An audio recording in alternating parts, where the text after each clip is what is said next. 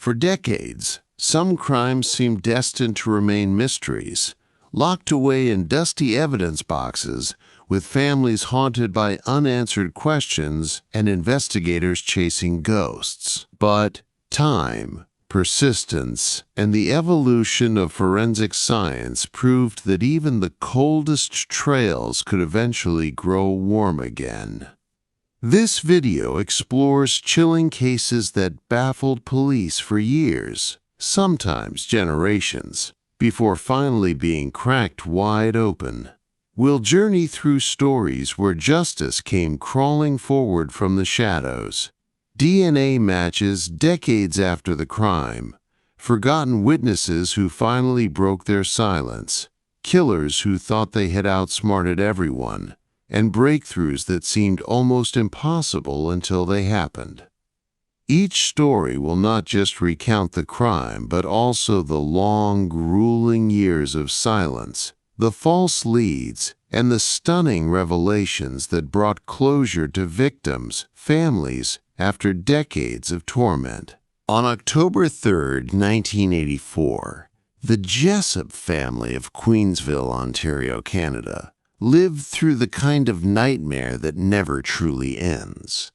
A nightmare that would span decades before finally arriving at an answer. 9-year-old Christine Jessup, a bright, lively, and kind-hearted little girl, was looking forward to a simple after-school playdate with a friend.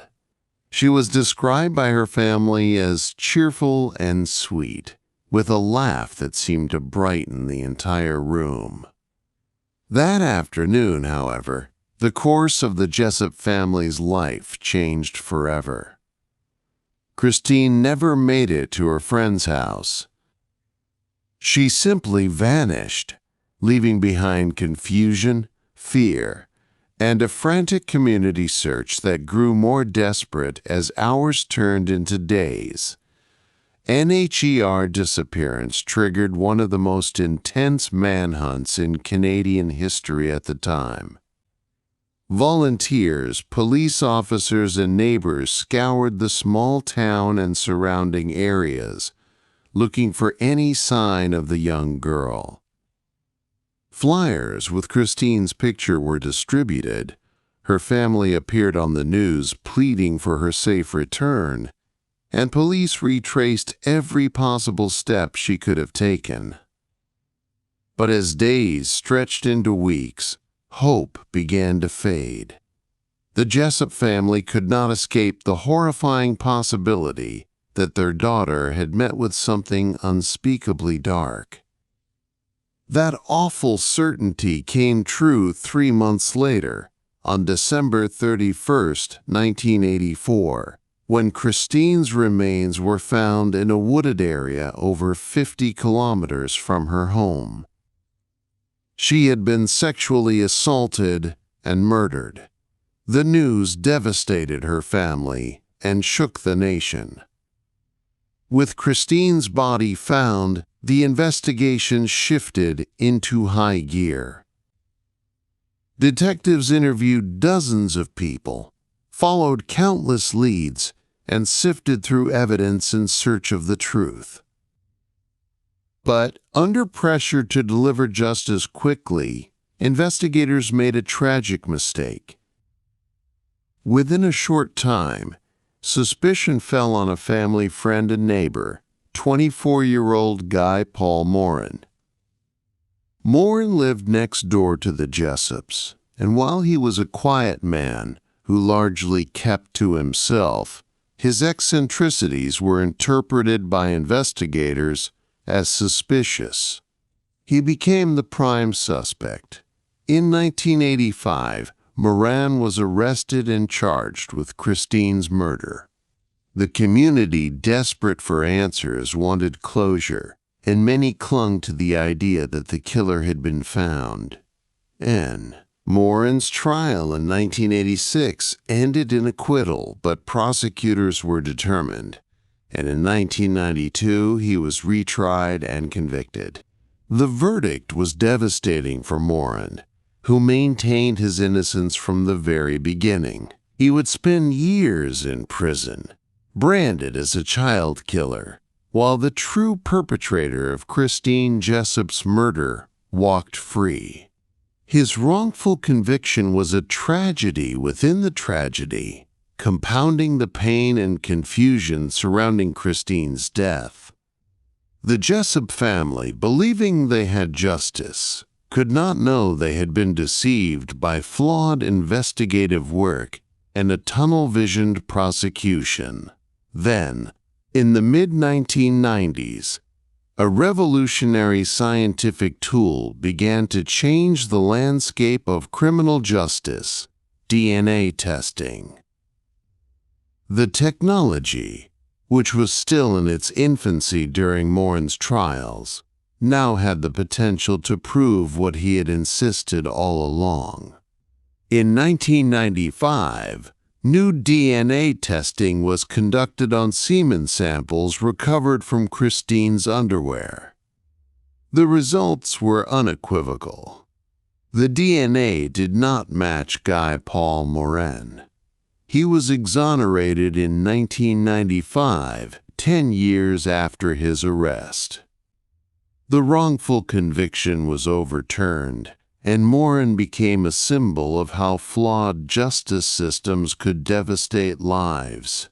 For the Jessup family, this meant reopening old wounds.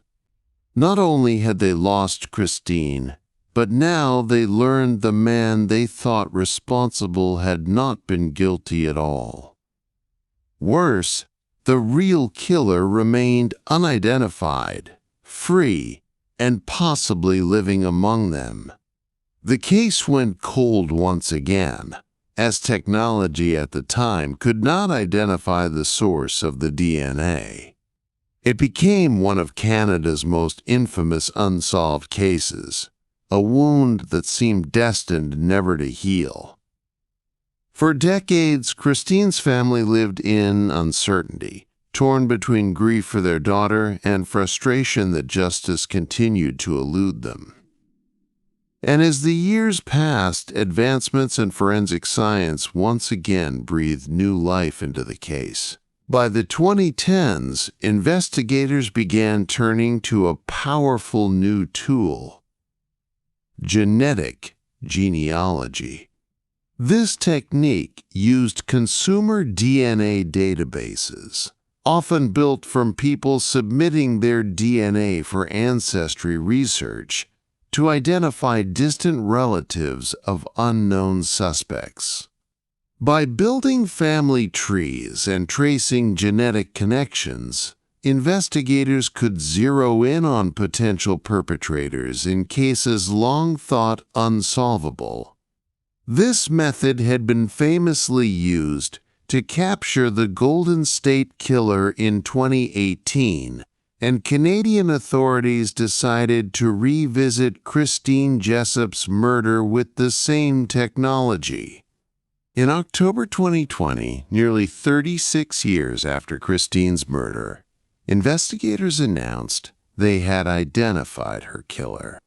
The DNA profile matched a man named Calvin Hoover, a neighbor and family acquaintance who had been in his 40s at the time of Christine's death. Shockingly, Hoover had died by suicide in 2015, taking with him the secrets of his crimes. Yet, the DNA evidence was irrefutable. Hoover had been responsible for Christine's assault and murder. The announcement brought both relief and sorrow.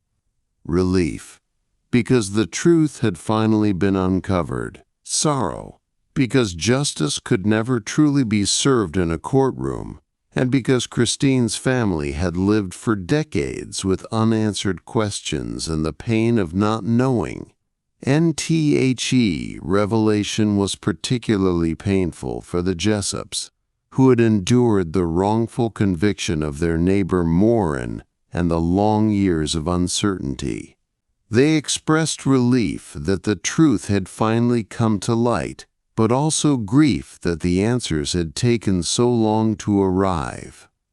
For Guy Paul Morin, the confirmation of Hoover's guilt was both vindication and a haunting reminder of the years stolen from him by a justice system that had failed so profoundly. He released a statement saying he hoped Christine's family could find some measure of peace at last. Christine Jessup's story is remembered today not only as a tragedy of a young life stolen, but also as a story of how justice delayed is not always justice denied. It illustrates both the dangers of rushing to judgment and the extraordinary power of forensic science to uncover truths long thought lost to time. The case has also been a sobering reminder for law enforcement worldwide of the importance of thorough, unbiased investigation and the potential of technology to correct past wrongs.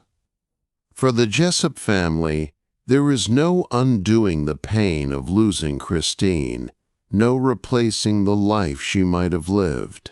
But knowing who was responsible and that the truth was finally known offered them a sliver of closure after decades of anguish. NTHE murder of Christine Jessup will forever be etched in Canadian history as one of its most infamous cold cases, one that stood unsolved for over 3 decades before science caught up with evil. It is a case that demonstrates how time, persistence, and the relentless pursuit of truth can finally pierce through the coldest silence, ensuring that even after decades, justice can still find its way to the light. In 1957, in the quiet, snow-dusted town of Sycamore, Illinois, a case began that would become one of the longest unsolved child abduction cases in American history. One that would linger unresolved for decades before finally finding a chilling resolution. 7-year-old Maria Ridolph was a bright, cheerful girl who loved playing outdoors, even in the bitter cold of winter. On the evening of December 3rd, Maria and her best friend Kathy bundled up and went outside to play near their homes. The girls giggled and ran through the snow as the sun fell behind the horizon, their small footprints leaving winding patterns across the frosty ground. As the night grew darker, a stranger approached them, a man who introduced himself as Johnny. He seemed friendly at first, talking with the girls and offering them piggyback rides. Kathy would later describe him as a young man, clean-shaven, with slicked-back dark hair and a colorful sweater that stood out against the winter night. At first, there was no sense of danger. In the 1950s, towns like Sycamore felt safe, and children often roamed their neighborhoods freely. NTHE turning point came when Kathy, feeling cold, decided to run back home to grab a pair of mittens. She expected to return quickly and resume their game with Maria, but when she came back just minutes later, Maria was gone, and so was Johnny. Panic soon rippled through the Ridolph household, and then throughout Sycamore. Within hours, the FBI was called in, and what followed became one of the largest manhunts in American history at the time. Hundreds of volunteers combed through fields, woods, and streams. Trains were stopped, cars were searched, and strangers were questioned. But despite the immense scale of the search, there was no trace of Maria. The small town that once felt safe was now paralyzed with fear. Parents refused to let their children out of sight, and whispers about Johnny grew into a shadow that seemed to follow the town for decades. Months later, in April 1958, the first grim breakthrough came. A couple out for a walk discovered skeletal remains beneath a tree in a wooded area about 100 miles away from Sycamore. The remains were later confirmed to be Maria's.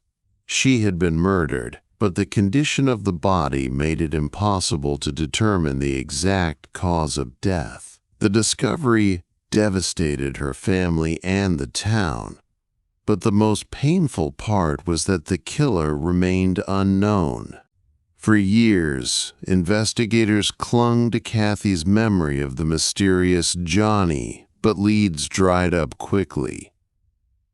Countless suspects were questioned, including one man named William Bill Dungy, but nothing ever stuck. The case grew cold, locked away in dusty evidence boxes, with Maria's memory preserved only in the sorrow of those who loved her. Decades passed. Technology advanced, and the world changed.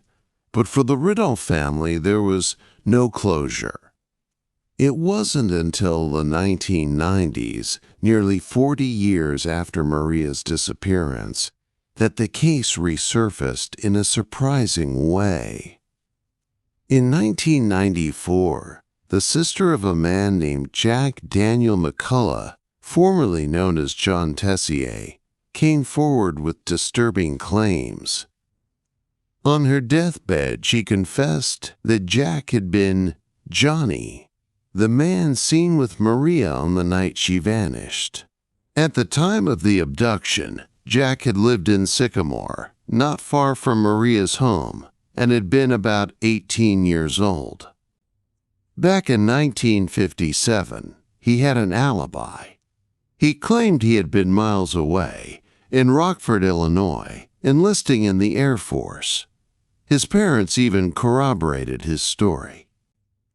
Because of this, he was dismissed early on as a suspect, but his sister's haunting accusation reopened the case.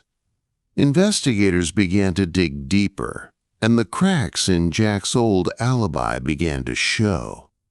Phone records from that night suggested that he hadn't been where he claimed. Witnesses recalled seeing him near Sycamore at suspicious times. More importantly, Kathy, Maria's childhood friend who had witnessed the encounter, was still alive, and she stood by her memory. She insisted that the man she knew as Johnny looked exactly like Jack McCullough. In 2011, over 50 years after Maria's murder, Jack was arrested and charged with her abduction and death. The trial that followed was both groundbreaking and heartbreaking. Maria's family sat in the courtroom, hearing details about their daughter's final moments that they had waited a lifetime to learn. Kathy once again described that chilling night, identifying McCullough as the man who had lured Maria away.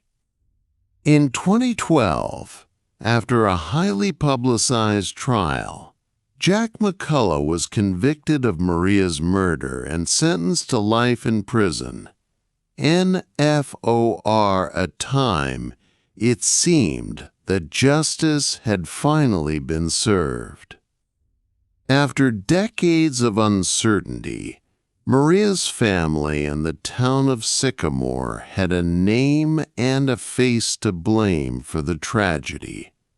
But the story didn't end there. In 2016, new evidence surfaced that cast doubt on the conviction. Phone records from the night of the disappearance were re-examined and appeared to confirm McCullough's original alibi that he had indeed been in Rockford making a call at the time Maria was abducted. And the reliability of Kathy's decades-old memory was also called into question. After reviewing the case, prosecutors concluded that the conviction could not stand. Jack McCullough's murder conviction was vacated, and he was released from prison after serving nearly 5 years behind bars. NTHE reversal of the conviction sent shockwaves through the Ridolf family and the community. To Maria's loved ones, it felt like justice had been ripped away after they had waited half a century for closure. Some believed McCullough had been wrongfully convicted. Others were convinced he was guilty, but that the evidence had grown too weak with time. To this day, the murder of Maria Ridolf remains officially unsolved. The case highlights not only the devastating effects of a crime left unresolved for decades, but also the dangers of memory, evidence, and justice being stretched thin by time.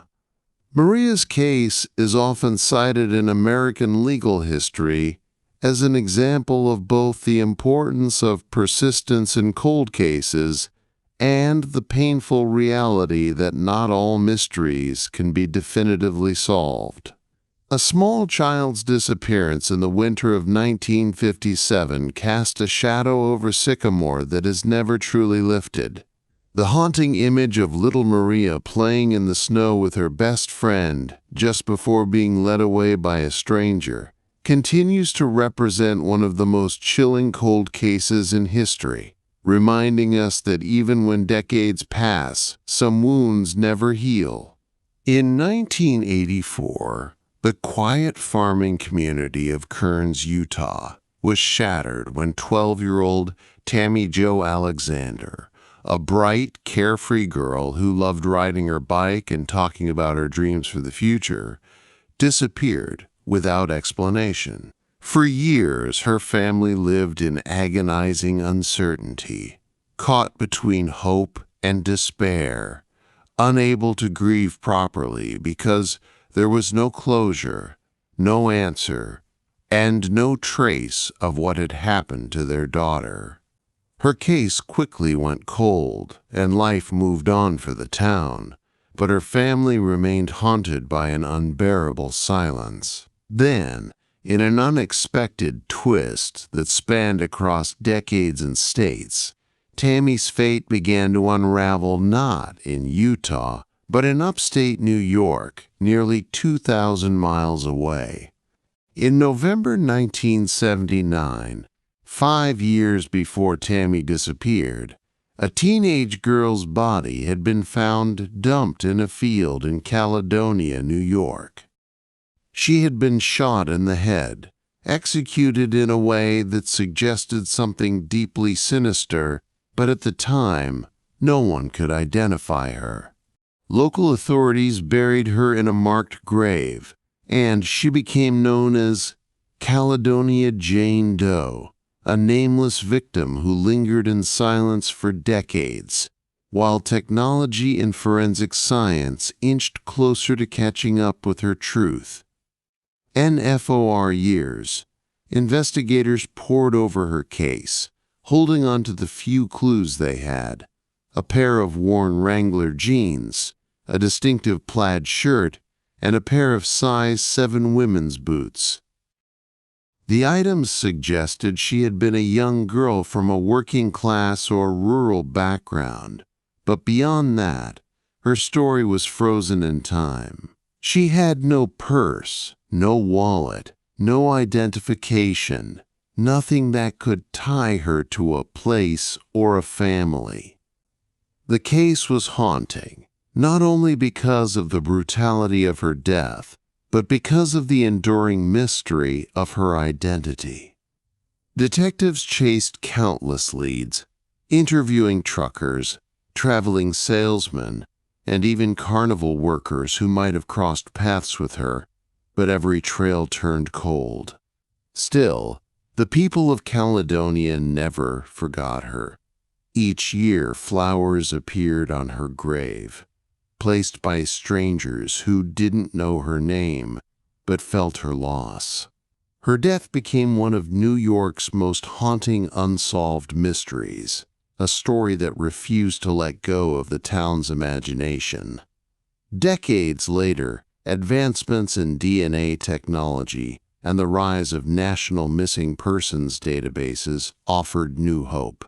In 2014, Tammy Jo Alexander's half-sister reported her missing again, insisting that she had never stopped wondering about her fate. This re-entry into the system reignited an old flame of possibility. DNA samples were taken from Tammy's living relatives, and they were cross-referenced with unidentified remains across the country.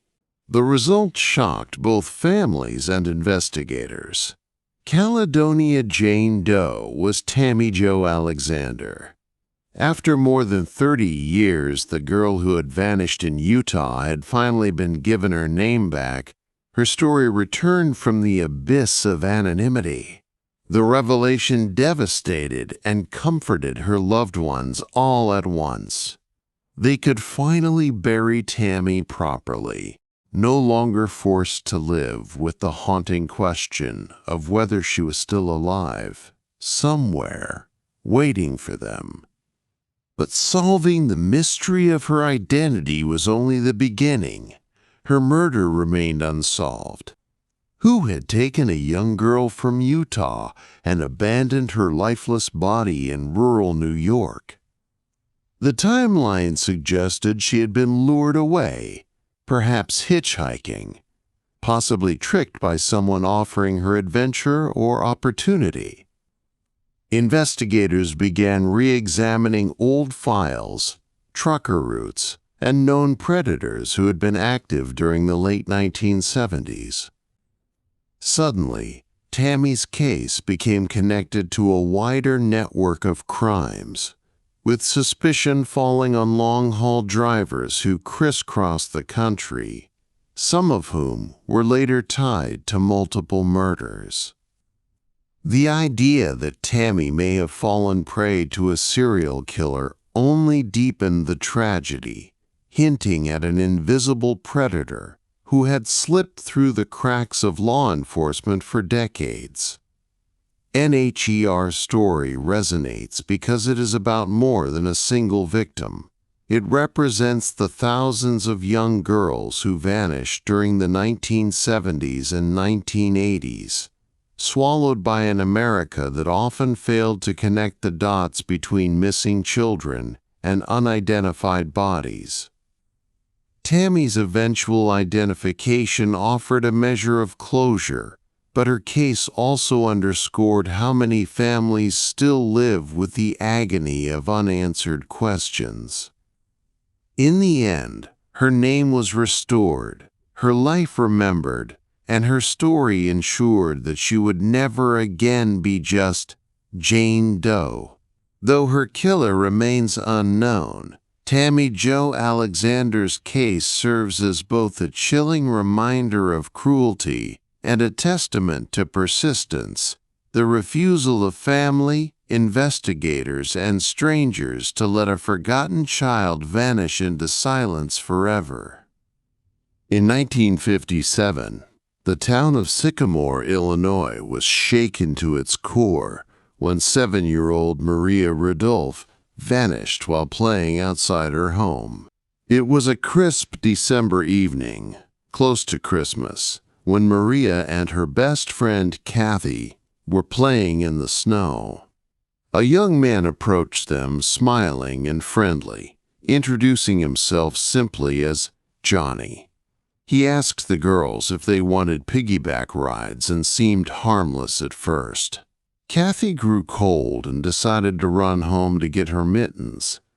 When she returned just a few minutes later, Maria was gone. That moment marked the beginning of one of the most haunting cold cases in American history, a case that would remain unsolved for more than half a century. NTHE Disappearance sent shockwaves through the small community. Families locked their doors, children were no longer allowed to roam freely, and police officers canvassed the neighborhood day and night. The FBI quickly joined the investigation, making it one of the first missing child cases of such magnitude in the United States. Yet, despite the massive search effort, no trace of Maria was found. Weeks later, a few leads came in. Witnesses described a man in his early 20s driving a dark car, but nothing concrete tied anyone to the crime. For months, the case dominated headlines across the country, drawing national attention at a time when child abductions were rarely discussed in such public terms. It wasn't until April 1958 that Maria's fate was tragically revealed. A couple hiking near a rural road in Joe Daviess County stumbled across skeletal remains under the trees. Clothing fragments and dental records confirmed that the remains belonged to Maria. Her discovery brought heartbreak to her family and community, but it also presented new challenges. There was little physical evidence left after months of exposure. The case quickly grew cold, joining the ranks of America's most infamous unsolved crimes. In the years that followed, suspicion fell on several men, including neighbors and drifters who had been in the area. But none of them could be definitively tied to Maria's abduction and murder. For decades, Maria's family lived without answers, while Johnny, the mysterious stranger who had taken her, lingered like a ghost in the town's memory. Generations grew up hearing about Maria's story, and for many in Sycamore, it became a symbol of lost innocence, a reminder of how quickly safety could be shattered. The breakthrough came decades later, when new investigators revisited the case in the early 2000s. They began combing through old reports, re-interviewing witnesses, and reanalyzing what little evidence had survived. Their attention turned to a man named Jack McCullough, who at the time of Maria's disappearance had been a teenager known in the area as John Tessier. Back in 1957, he had been questioned but dismissed because he provided an alibi, claiming he had been in Rockford, Illinois, applying to join the Air Force. The alibi appeared solid then, backed by phone records. But as investigators dug deeper, inconsistencies began to emerge. Witnesses who had once been unsure now came forward with clearer recollections. Maria's childhood friend Kathy, now an adult, identified a photograph of Jack McCullough as the man she had known as Johnny. Other pieces of the puzzle began to align. McCullough's alibi fell apart when records revealed discrepancies in the timing of his phone call and his ability to travel between Rockford and Sycamore. Suddenly, a man who had lived under suspicion for decades was thrust back into the spotlight. In 2011, more than 50 years after Maria's murder, Jack McCullough was arrested and charged with her kidnapping and murder. His trial became a media sensation, not only because of the heinous nature of the crime, but also because of the extraordinary span of time between the crime and the prosecution. Witnesses testified about his suspicious behavior, and prosecutors painted a chilling picture of a predator who had managed to evade justice for half a century. McCullough was convicted in 2012 and sentenced to life in prison, finally delivering what many believed was justice for Maria. NBUT, the story didn't end there. In 2016, after McCullough had spent years behind bars, his conviction was overturned. A review of the case revealed that critical evidence had been misinterpreted.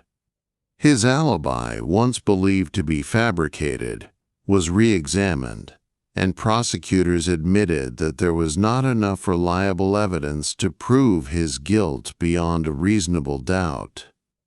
He was released, and the charges were dismissed. For Maria's family, the reversal was devastating. They had believed that after so many years, they finally had closure. Instead, the case returned to uncertainty, with Maria's true killer still unknown. Today, the case remains one of the longest and most haunting cold cases in American history. It represents both the possibilities and the limitations of modern justice, how persistence and new scrutiny can breathe life into forgotten crimes, but also how fragile convictions can be when based on decades-old evidence and memories. Maria Ridulph's story is more than just a crime. It is a tale of grief, of a community forever marked by tragedy, and of a justice system still wrestling with the challenges of solving crimes long after the evidence has faded. In the summer of 1975, the quiet town of Norwich, Vermont, was shattered by a crime that would remain unsolved for over 2 decades. On July 20th, 24-year-old college student and aspiring teacher, Sylvia "Sylvie" Trotter, was brutally murdered in her small rented apartment just off campus. Sylvie was known for her kindness, her bright personality, and her dream of becoming a children's educator. Her sudden and violent death left the community in shock and her family devastated. NTHAT evening. Neighbors had heard unusual noises, thumps, and what sounded like muffled voices, but no one immediately suspected foul play. When Sylvie didn't show up for her part-time job the next morning, a concerned coworker went to check on her. Inside her apartment, they found a horrific scene. Sylvie had been assaulted and strangled. There were signs of a struggle, an overturned lamp, scattered books, and a broken glass on the floor. Police quickly arrived and began investigating what would become one of Vermont's most notorious unsolved murders. Investigators gathered what evidence they could in 1975. They collected fingerprints from the apartment, photographed the scene, and preserved samples of biological evidence. But at the time, forensic science was limited. DNA testing did not yet exist, and the fingerprints lifted from the apartment didn't match anyone in police databases. Interviews with friends and neighbors revealed no clear suspects. Some believed she may have been followed home from her workplace, while others thought the killer could have been someone she knew. Leads trickled in over the months, but none panned out. A few men were questioned. An ex-boyfriend, a fellow student, even a local drifter seen near the apartment, but each lead dissolved into dead ends. Despite intense efforts, the case went cold. For Sylvie's family, the years dragged on with no answers, no justice, and no closure. Her parents passed away never knowing who had taken their daughter's life, and her siblings carried the burden of uncertainty for decades. NTHE case remained dormant until the late 1990s, when advances in forensic technology offered a glimmer of hope. DNA testing, which had revolutionized criminal investigations, became available to law enforcement agencies across the country. Detectives in Vermont revisited Sylvie's case and submitted the preserved biological evidence for analysis. The results yielded a male DNA profile, but at the time, no matches were found in national databases. Still, investigators held on to the profile, waiting for the day it might finally lead to a breakthrough. NTHAT Day came nearly 30 years after Sylvie's death.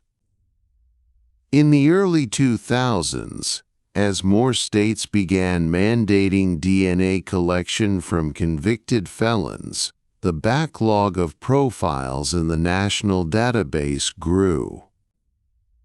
In 2002, a routine cross-check flagged a hit. The DNA profile from Sylvie's murder matched a man named Gary Schaefer, a convicted sex offender serving time in Massachusetts for unrelated crimes. Suddenly, a name that had never surfaced in the original investigation was tied directly to the crime scene. Investigators dug into Schaefer's past. In the 1970s, he had lived in the same region of Vermont, drifting between odd jobs and staying in cheap rentals. He had a history of predatory behavior toward young women, though much of it had gone unreported or unprosecuted at the time. When confronted with the DNA evidence, Schaefer initially denied knowing Sylvie. But the science was irrefutable. The profile from the crime scene matched him with overwhelming certainty. In 2004, nearly 29 years after Sylvie Trotter's murder, Gary Schaefer was charged and brought to trial. The courtroom was packed with journalists, community members, and Sylvie's surviving family, who had waited decades for justice. The prosecution presented the DNA evidence, alongside testimony from women who described Schaefer's violent tendencies and pattern of behavior. Though there were no eyewitnesses and much of the original physical evidence was limited, the DNA stood as the central pillar of the case. And after a tense trial, the jury found Gary Schaefer guilty of first-degree murder. He was sentenced to life in prison, ensuring he would never walk free again. For Sylvie's family, it was a bittersweet moment. Justice had finally been served, but it had come decades too late for her parents to witness it. NTHE case became an example of how perseverance in the march of science can change the course of justice. What once seemed like an unsolvable crime had been cracked open by the advancements in DNA technology. It was a reminder that time does not always erase evidence. It sometimes preserves it, waiting for the tools of the future to bring the truth to light.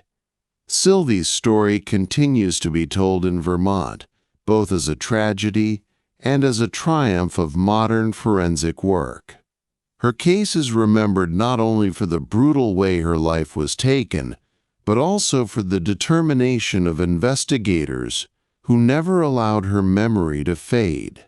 And while nothing could undo the pain caused in 1975, the eventual resolution showed that even after decades, some cold cases can still find justice. In 1981, the bustling city of Houston, Texas, was home to countless families trying to build their lives. Among them were the Johnsons, a modest family living in a small neighborhood just outside the city limits. Their daughter, 19-year-old Mary Catherine Johnson, was a shy but ambitious young woman who had dreams of becoming a nurse. On the evening of August 12th, she walked to a friend's house a few blocks away. She never came back, NTHE following morning. Her body was discovered in a vacant lot near a wooded area not far from her home. She had been assaulted and strangled, her belongings scattered nearby. The brutal crime stunned her family and sent waves of fear through the neighborhood. Police arrived quickly, but in 1981, the tools available to investigators were limited. They collected fingerprints, hair samples, and preserved swabs, but they had no way to test for DNA at first. Suspicion fell on a few individuals in Mary's circle. Detectives questioned her friend's boyfriend, an ex-coworker who had once shown an unhealthy interest in her, and a man who had been seen lurking around the neighborhood in the days before the murder. But each lead fell apart for lack of evidence. Witnesses gave conflicting accounts, and the physical evidence couldn't tie anyone directly to the crime. The case grew colder with every passing month. Mary's family was devastated. Her mother would sit by the window every night, watching the street as if her daughter might still walk up the driveway. Her father became withdrawn, carrying the silent weight of guilt, believing he should have driven her that night. For them, time froze on August 12, 1981, while the rest of the world moved on. Years passed, and the case file grew dusty.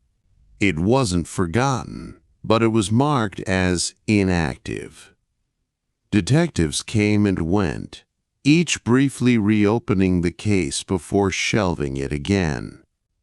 But in the mid-1990s, as DNA testing became more widely available, the Harris County Sheriff's Office began reviewing unsolved homicides.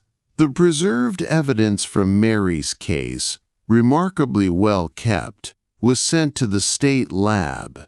The DNA profile they obtained was clear and strong. Unfortunately, when it was run through CODIS, the national DNA database, there was no match. The profile sat in the system like a fingerprint without a name, waiting. Detectives notified Mary's surviving family that progress had been made, but it wasn't enough for an arrest. Still, the possibility of eventual answers brought a small measure of hope, and that hope turned into reality 2 decades later. In 2010, a man named Arthur Rayford, already serving time in prison for another violent assault, was compelled to provide a DNA sample under new laws requiring all felons to be tested. When his profile was uploaded to CODIS, it matched the DNA from Mary Catherine Johnson's case. And Rayford had been in his early 20s at the time of the crime and lived just a mile away from Mary's neighborhood. He had a long, but mostly petty criminal record in the years after 1981: burglary, assault, drug possession. Nothing had ever connected him to murder until the database revealed the truth. When detectives confronted him, he first denied everything, claiming he had never even met Mary. But the DNA was conclusive. In 2012, more than 30 years after the murder, Rayford was indicted. The trial drew widespread media attention, not only because of the horrific details of the crime, but also because of the decades of suffering Mary's family had endured. Prosecutors presented the DNA evidence as the cornerstone of the case, along with testimony from women who described Rayford's pattern of violence. The defense tried to argue contamination or mishandling of evidence, but experts testified to the meticulous chain of custody maintained over the years. When the guilty verdict was read, Mary's surviving siblings wept in the courtroom. Her parents, who had both passed away in the early 2000s, never lived to see justice done, but her family finally had answers, finally knew who had taken her life. Rayford was sentenced to life in prison without parole, ensuring he would never harm another woman again. NFOR, the Johnson family, the resolution was bittersweet. Justice had come, but it had come too late for those who had spent their lives waiting for it. Mary's story became one of many examples used in Texas to argue for the importance of preserving evidence and expanding DNA testing laws. NHER case also stood as a haunting reminder of how close some killers lived to their victims, hiding in plain sight, their crimes buried under years of silence until science finally exposes them. For decades, Mary's name had been tied to an unsolved mystery. Now, her case became a story of patience, progress, and justice that, though delayed, was never forgotten. In the summer of 1975, the quiet city of Spokane, Washington, was shaken by the sudden disappearance of 24-year-old schoolteacher Susan Galvin. She had just begun her first year teaching at a local elementary school and was described by friends as responsible, kind, and deeply devoted to her students. On June 24th, she left her apartment to run errands and never returned. Days later, her body was discovered in an abandoned building near downtown Spokane. She had been sexually assaulted and strangled. NTHE crime scene puzzled investigators. The building was only partially locked, often frequented by vagrants, but police collected what they could: fingerprints, fibers, and biological samples. Unfortunately, in 1975, the science of forensic DNA was decades away from existing. Detectives followed traditional methods, canvassing witnesses, questioning anyone who had seen Susan that day, and checking known offenders in the area. Several potential suspects emerged. One was a janitor who worked near the abandoned building and had a history of harassing women. Another was an acquaintance of Susan's who had been pursuing her romantically despite her rejections. But none of these men could be definitively tied to the murder. The fingerprint evidence was smudged and inconclusive, and though the biological samples were preserved, they were useless at the time. NFOR Susan's family, the case's stagnation was devastating. Her parents passed away without answers, and her siblings carried the wound into adulthood. Every few years, Spokane police would revisit the file, hoping that time might bring a new lead.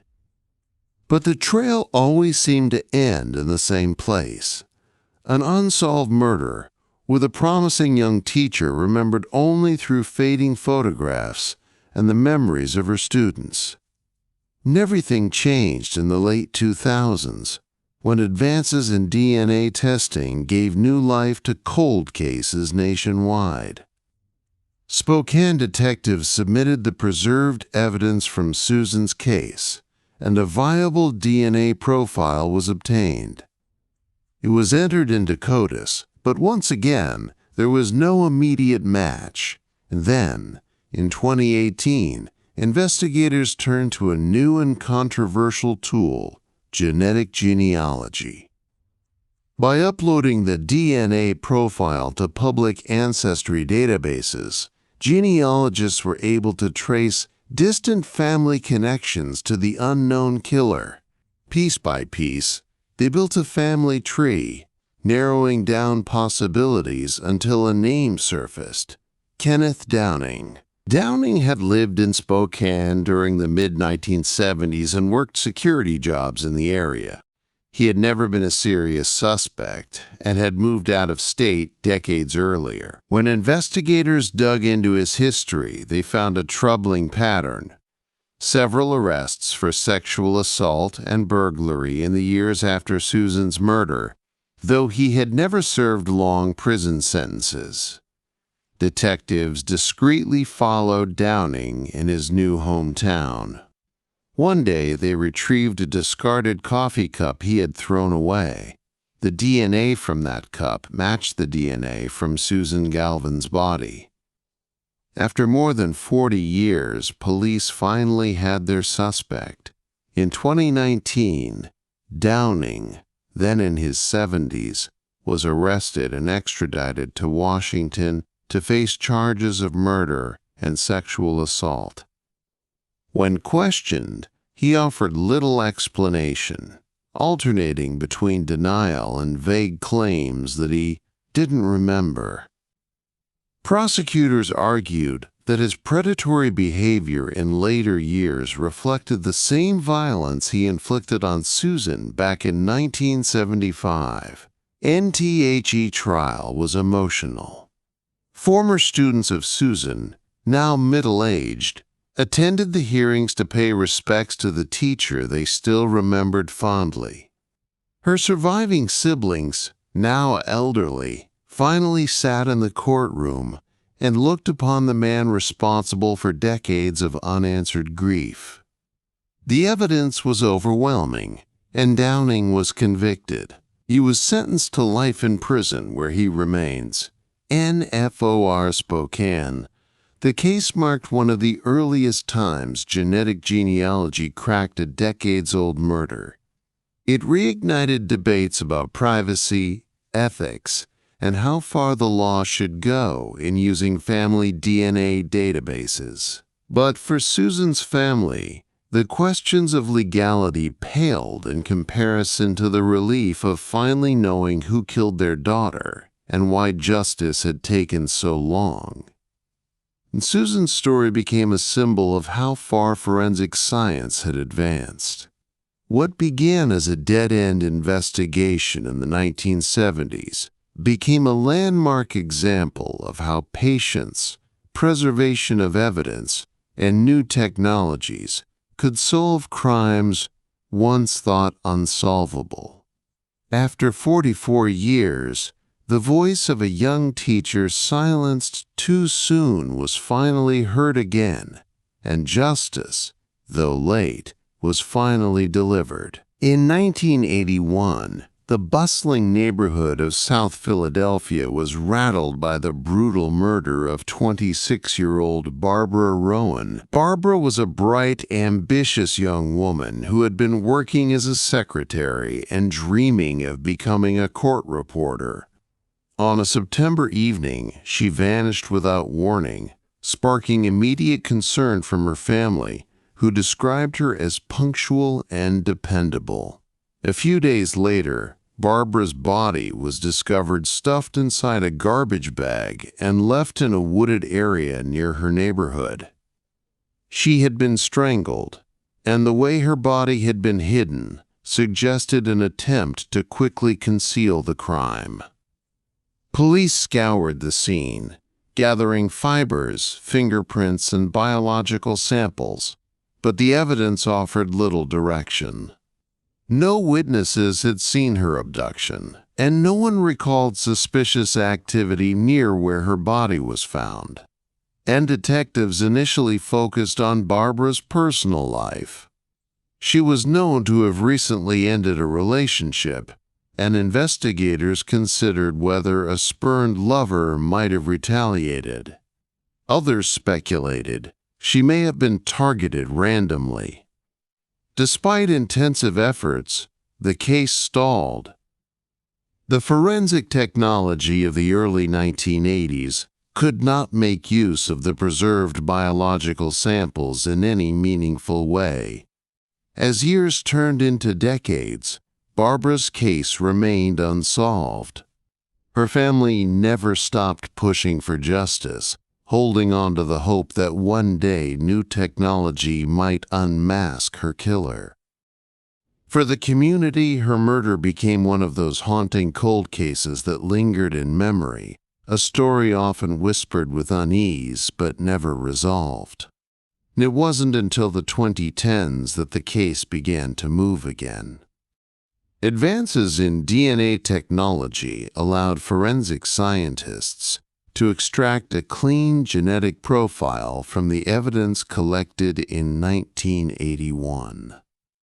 That DNA was entered into national databases, but as with many older cases, no direct match appeared.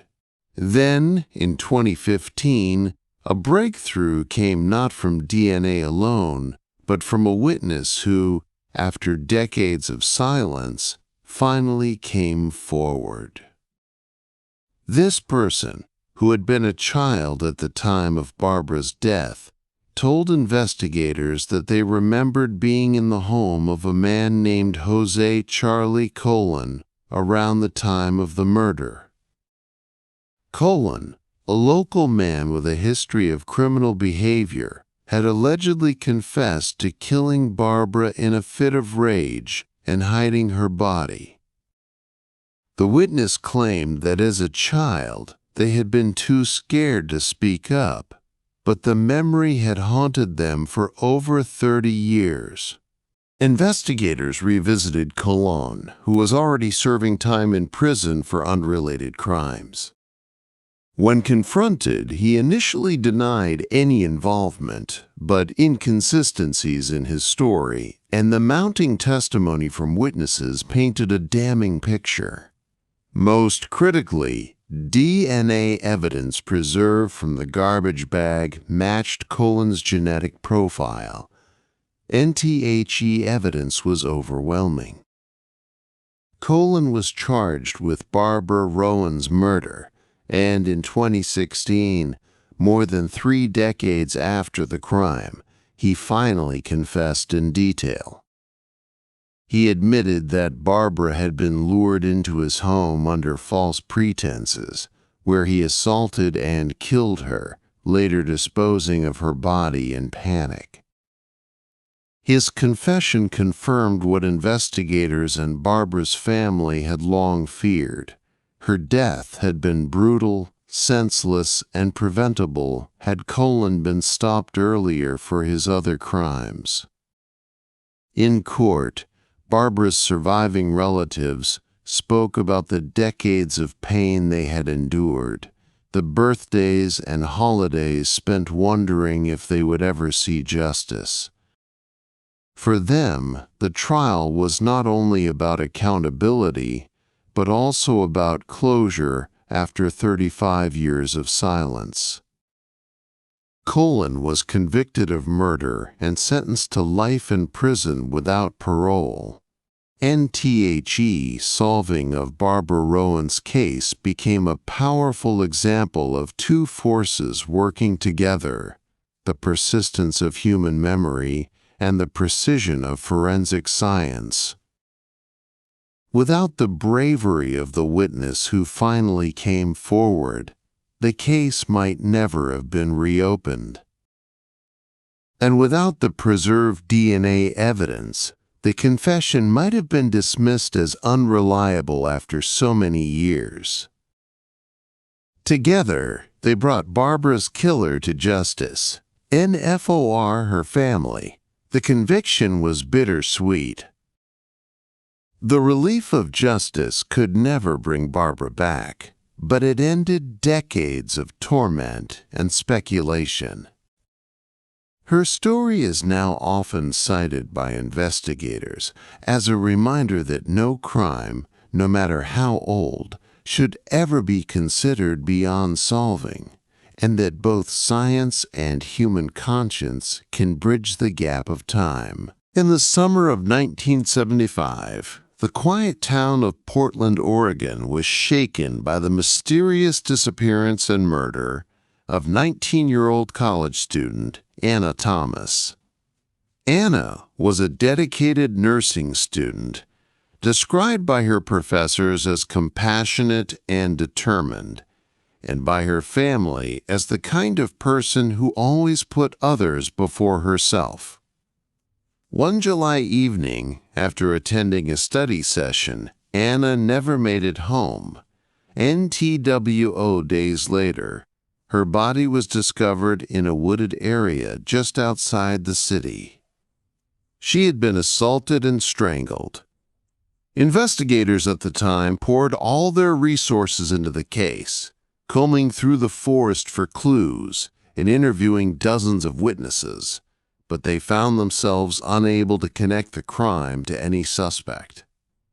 Fingerprints lifted from the scene were inconclusive, and the only potential led, traces of hair and fibers found on Anna's clothing, could not be identified with the forensic methods of the 1970s.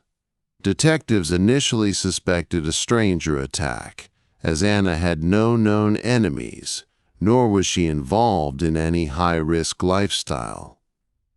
Despite this, her murder was filed away as unsolved, and for decades, it haunted her family. Her mother kept her bedroom untouched for years, hoping for answers that never came. Every anniversary of Anna's death, the local paper ran a brief article reminding the public of the crime, but the case remained cold, with no solid leads. NBY the early 2000s, when DNA technology had reached new levels of accuracy, the Portland Police Department began reviewing unsolved cases from the 1970s and 1980s. Anna's case was one of the first selected. Forensic analysts carefully re-examined the biological samples collected from her clothing and preserved for decades. This time, they were able to build a partial DNA profile, something investigators in 1975 could never have imagined. NTHE-DNA was entered into national databases, but no immediate match was found. The trail seemed to go cold again, until 2018, when investigators decided to try something new: genetic genealogy. This cutting-edge method compared the unknown DNA profile with genetic material submitted by the public to consumer genealogy services. The results pointed to a family line with roots in Oregon and narrowed the suspect pool to just a handful of men. One name immediately stood out: Michael Andrews, a man in his 70s who had lived in Portland in the 1970s. Back then, he had a reputation for erratic behavior and minor run-ins with the law, but nothing serious enough to connect him to a murder. In fact, he had never been considered a suspect. Detectives decided to surveil him. They followed him to a local diner where he discarded a coffee cup. That cup was collected and tested, and the DNA matched perfectly to the samples found on Anna's clothing more than 4 decades earlier. In 2019, Michael Andrews was arrested and charged with Anna Thomas's murder. Confronted with the DNA evidence, he initially denied knowing her, claiming he had never even seen her before. But prosecutors meticulously laid out the genetic trail, showing the jury how modern science had finally unmasked him. And during the trial, Anna's surviving family members filled the courtroom. Her younger brother, who was only a child at the time of her death, spoke about the impact her loss had left on their lives. The empty chair at family dinners, the birthdays missed, the grief that never faded. After so many years, justice seemed like a distant dream, but now it was finally within reach. Andrews was convicted of first-degree murder and sentenced to life in prison without parole. At his sentencing, the judge noted the extraordinary perseverance of both the family and the investigators, saying that justice delayed is still justice delivered. NFOR Anna's family. The conviction brought both closure and heartbreak. Closure, because the man who took her life could no longer hurt anyone else. Heartbreak, because the decades lost could never be reclaimed. Her mother, then in her 80s, said through tears that she had lived every day of her life since 1975, waiting to hear the words that her daughter's killer had been found. NTHE solving of Anna Thomas's case became a landmark in Oregon's history of cold case investigations. It demonstrated how forensic science, paired with the determination of law enforcement and the bravery of families who refuse to forget, can bring answers even after 40 years of silence.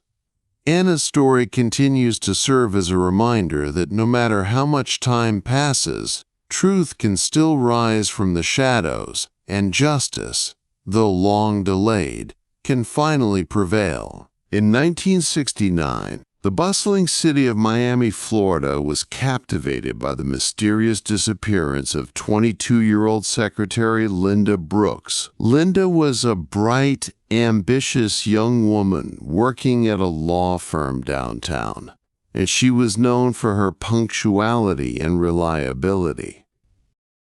On a warm September evening, she left her office around 6 p.m., telling coworkers she planned to stop by a nearby grocery store before heading home.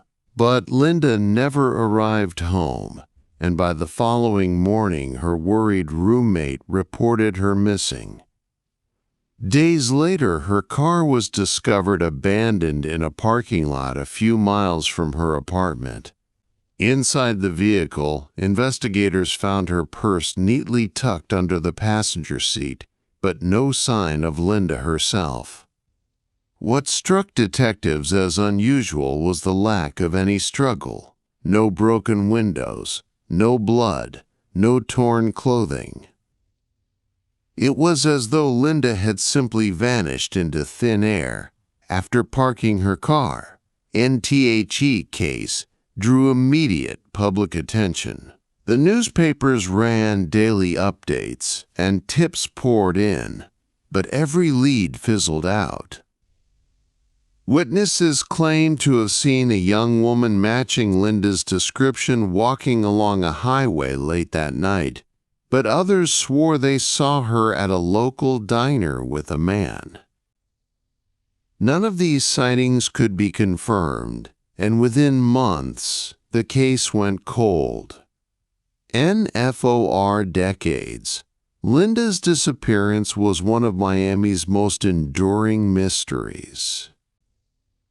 Her family clung to hope, keeping her photograph displayed at every holiday gathering, waiting for the day someone might come forward. But the years passed, and with them, so did the possibility of answers. Detectives retired, files grew dusty, and Linda Brooks became just another name on a long list of cold cases. It wasn't until 2005, more than 35 years later, that a breakthrough finally emerged. A retired detective, reviewing old missing persons files as part of a volunteer cold case project, noticed something unusual. In Linda's original evidence box, there were clothing fibers that had been collected from the interior of her car, but never fully analyzed. By the late 1960s, forensic technology was rudimentary, but in the 2000s, DNA testing could potentially reveal something new.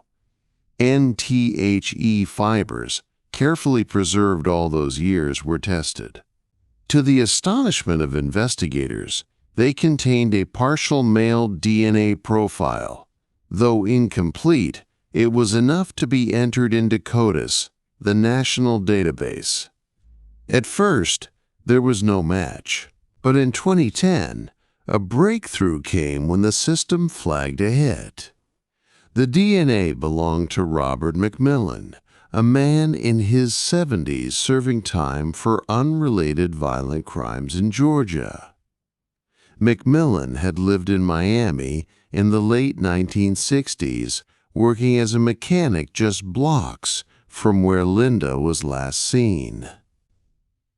At the time, he had been questioned briefly but released due to lack of evidence. Now, with DNA directly linking him to her car, investigators reopened the case. NNN. Detectives traveled to Georgia to interview McMillan, who initially denied knowing Linda Brooks. But under questioning, his story unraveled. Old police records revealed he had a history of violence toward women, though none of his past charges had led to significant prison time. When confronted with the DNA results, McMillan broke down and confessed. He admitted to abducting Linda in 1969, attacking her, and disposing of her body in a remote stretch of the Everglades. Search teams scoured the area he described, but after so many decades, Linda's remains were never found. Still, the confession, combined with the DNA evidence, was enough to charge him with her murder. In 2011, Robert McMillan stood trial. The courtroom was packed with members of Linda's surviving family, many of whom had lived most of their lives without knowing what had happened to her. Her younger sister, now in her 60s, gave an emotional testimony, saying that every birthday, every Christmas, and every family milestone had been overshadowed by the void Linda left behind. McMillan was convicted of murder and sentenced to life in prison. Though he would spend the remainder of his life behind bars, Linda's family expressed mixed emotions. Relief that the truth had finally come to light, but sorrow that her body would likely never be recovered. For them, closure was partial, but after 40 years of silence, even partial closure was better than none. NTHE case of Linda Brooks is remembered in Miami as one of the most remarkable examples of justice delayed but not denied.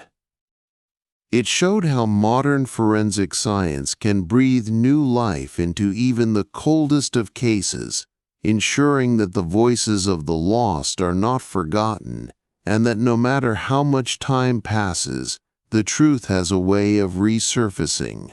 In the summer of 1977, the small town of Tacoma, Washington was shaken by the sudden disappearance of 16-year-old high school student Susan Randall. Susan was last seen leaving a local movie theater with friends one Friday night, laughing and carrying a bag of popcorn. She had promised to call her parents once she got home, but the phone never rang. By midnight, her worried father went out searching the streets, driving the familiar routes she usually took. Susan was nowhere to be found. NTHE following morning, her bicycle was discovered abandoned near a wooded trail not far from her neighborhood. There were no signs of a struggle, no discarded belongings, nothing to indicate what had happened. Police launched an intensive search, combing the woods, questioning neighbors, and putting up flyers across the city. For weeks, the community rallied, but as days turned into months, hope began to fade. Susan's case eventually slipped into the growing list of unsolved missing persons cases, leaving her family trapped in a limbo of unanswered questions. Years passed. By the 1980s, the Randall family had moved away from Tacoma, unable to bear living in the same town where Susan's memory haunted every corner. The case remained cold, with only a handful of aging detectives still occasionally glancing through the file. And then, in 2003, a construction crew clearing land near Tacoma stumbled upon human remains buried in a shallow grave. Forensic anthropologists determined that the bones belonged to a young female, and along with the skeleton, they found fragments of clothing and jewelry that matched what Susan was last seen wearing in 1977. Her family was notified, and after more than 25 years of waiting, they finally had confirmation. Susan had been murdered. NBUT, the discovery raised new questions. Who had killed her? And why? Forensics at the time of her disappearance hadn't been advanced enough to provide leads. However, in 2003, investigators recovered a critical piece of evidence from the scene. A strand of hair preserved in the soil near Susan's remains. This strand contained sufficient DNA to be tested. When entered into CODIS, the DNA did not match anyone in the system. The case stalled again. Susan's family held a funeral, but justice seemed out of reach. It wasn't until nearly 2 decades later, in 2020, that a breakthrough occurred. Advances in genetic genealogy, using DNA databases and family trees to trace suspects, gave detectives new tools to work with. Forensic genealogists compared the DNA from the crime scene against public ancestry databases. Slowly, a family tree began to take shape. The work was painstaking, requiring researchers to track down distant cousins, marriage records, and obituaries. But eventually, the trail narrowed to a man named Edward Kramer, who had lived in Tacoma during the 1970s. Kramer had no major criminal record, but was known in the community for odd, sometimes aggressive behavior. He had died in 1992, decades before Susan's remains were even discovered. Detectives tracked down surviving relatives and obtained a DNA sample from one of Kramer's children. The results confirmed what genealogists had suspected.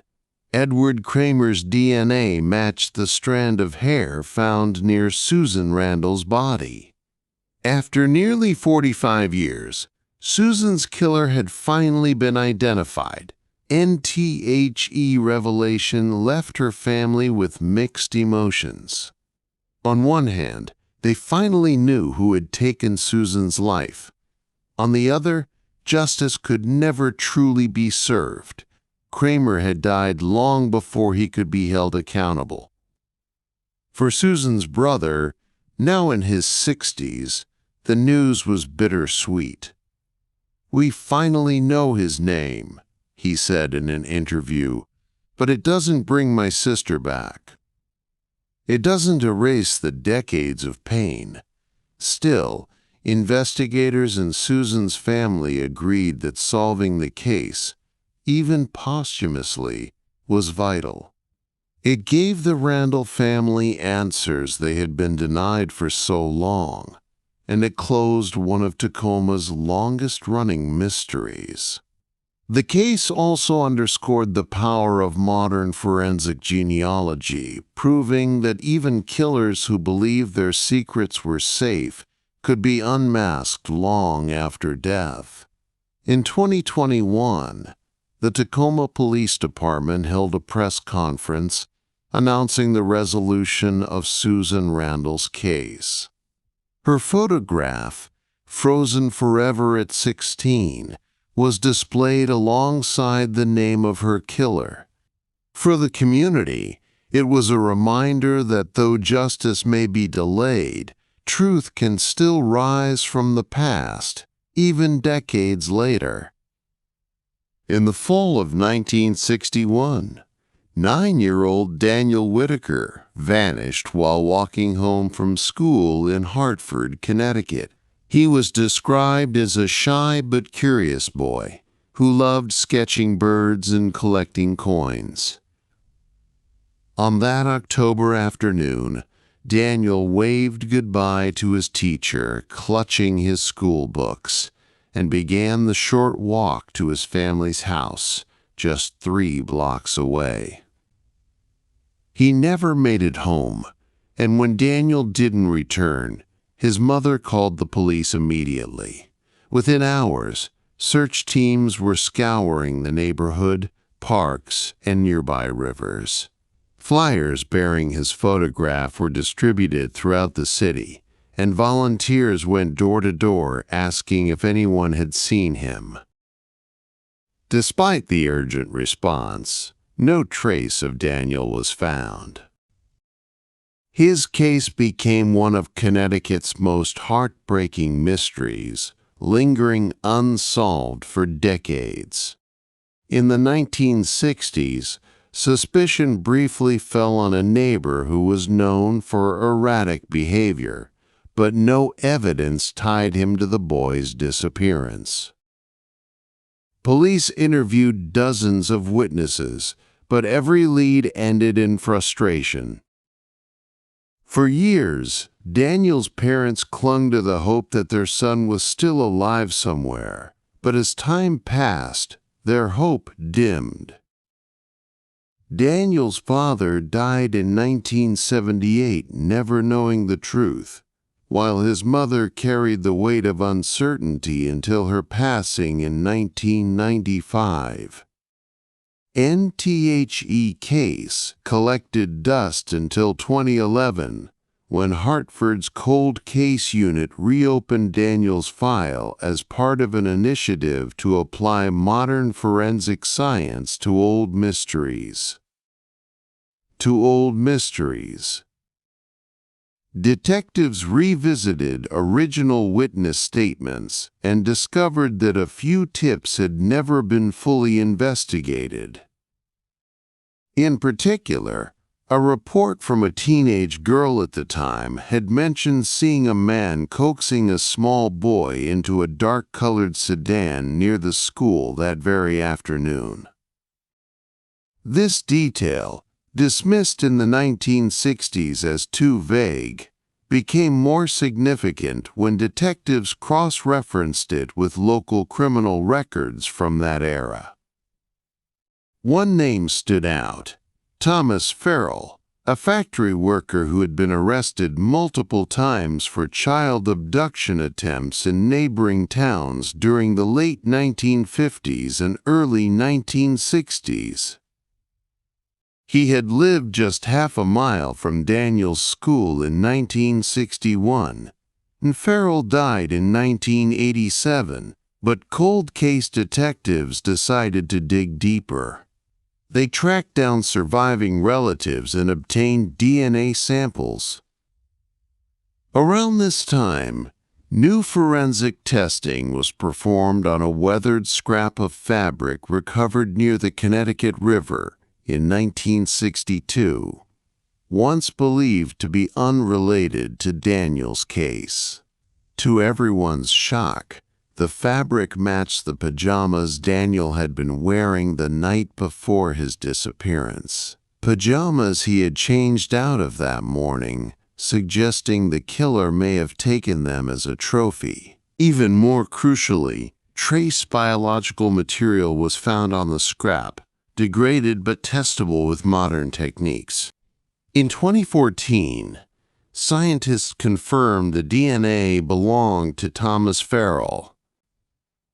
After 53 years, investigators finally identified the man responsible for Daniel Whitaker's disappearance and murder.